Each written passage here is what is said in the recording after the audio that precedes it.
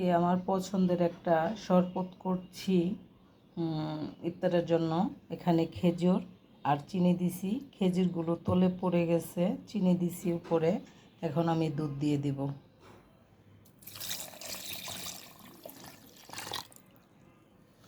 এখন আমি খেজুরটা নরম হওয়ার জন্য, চিনিটা গলার জন্য কিছুক্ষণ রেখে দিব নর্মাল ফ্রিজে।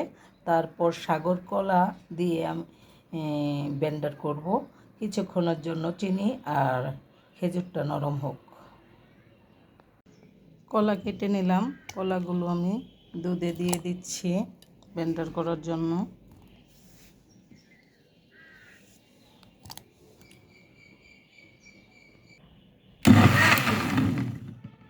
আসসালামু আলাইকুম। আমি আজকে একটা ভিন্ন রকমের ইফতার করব। প্রতিদিন এক ধরনের ইফতার ভালো লাগে না।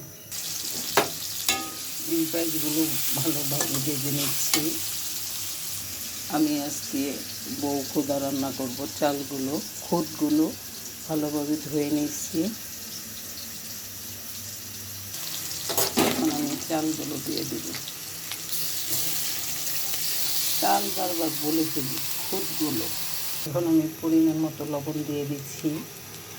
অনেকেই বলে বউ ভাত, আর আমরা বলি বউ খোদা, যে যেটাই বলতে পারে।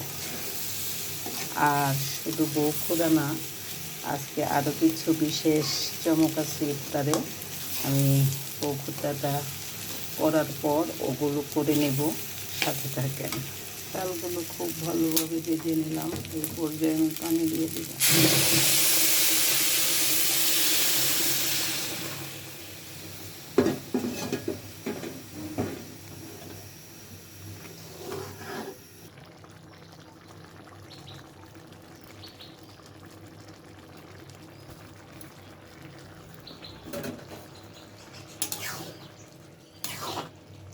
সস পাতা দিয়ে দিলাম। এখন আমি দমে দিয়ে দিব। পানিটা শুকিয়ে গেছে, আর বাকিটা দমে হয়ে যাবে। আরও চমক চাপ। এই সেই বিশাল চমক, বউ খোদার সাথে চেপার ভর্তা। আরও কিছু চমক আছে। দম দেওয়ার পর আমি এখন একটা লাড়া দিয়ে দেব।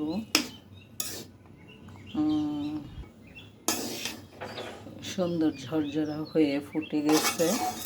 আর সস পাতা যে আমি বউ খোদাতে দিছি, সুন্দর একটা ফ্লেভার পাচ্ছি।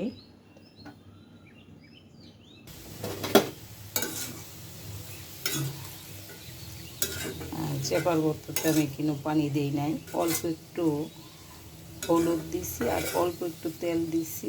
এখন দমে অল্প আছে সিদ্ধ করে নিচ্ছি। এই যে আর একটা চমক, চেপার ভর্তার সাথে এই লাল লঙ্কাগুলো দিয়ে দেব।